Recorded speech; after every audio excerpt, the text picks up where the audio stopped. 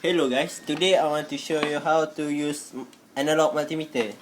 This is sample of digital multimeter and this is what we want to use, analog multimeter. Today I want to show you how to make a zero adjustment. Firstly, connect the test lead into the positive terminal and COM terminal, which means negative. Next, set the range of the multimeter, which one you want to use at here. Can you see this? Ohm, alright.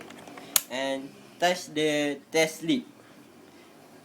And the range we can see over the zero. And we need to adjust a little bit. Okay, we done. Thanks for watching.